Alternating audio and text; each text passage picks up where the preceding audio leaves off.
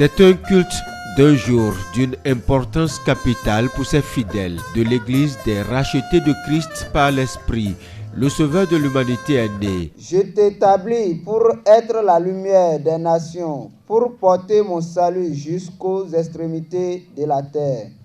Ainsi parle l'Éternel, le Rédempteur, le Saint d'Israël, à celui qu'on méprise. Alléluia, alléluia.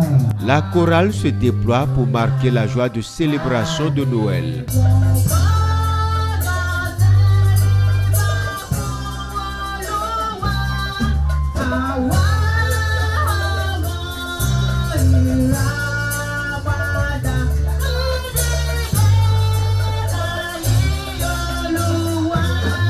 Noël chez les Célestes est aussi l'occasion de l'imposition d'onction aux fidèles appelés à fructifier la parole du Christ.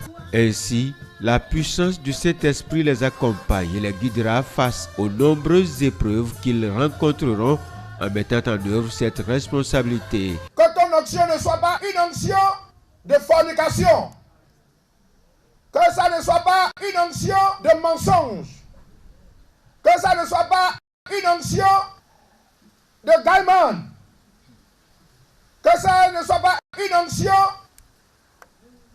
qui attache les bougies rouges, les bougies noires pour détruire les frères comme vous. Que ça ne soit pas une onction qui va te faire haïr le monde. Jésus est né, la joie du chrétien. En tant que fidèle chrétienne, c'est une joie pour moi de vivre cette ambiance de Noël. Rencontrer Christ, ça nous donne beaucoup de joie. Je souhaite beaucoup de santé, l'argent, surtout la santé pour les fidèles et à tout le monde. Je suis tellement heureuse du fait que Dieu m'a gardée en vie jusqu'à ce jour. Et je prie à tout le monde que le Dieu Tout-Puissant nous comble cette grâce. En venant au monde, Jésus prêche l'amour du prochain. C'est pourquoi cette célébration a été une opportunité pour rappeler aux fidèles la nécessité de préserver la paix en cette période électorale. Que l'élection se passe dans de belles conditions. Et je demande surtout la patience, car nul ne peut être roi sans que Dieu ne l'ait choisi.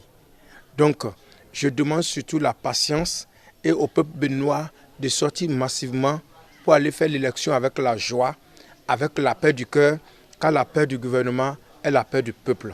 Le culte s'est achevé par des actions de grâce, la reconnaissance de l'amour du Seigneur et ses œuvres dans la vie du chrétien.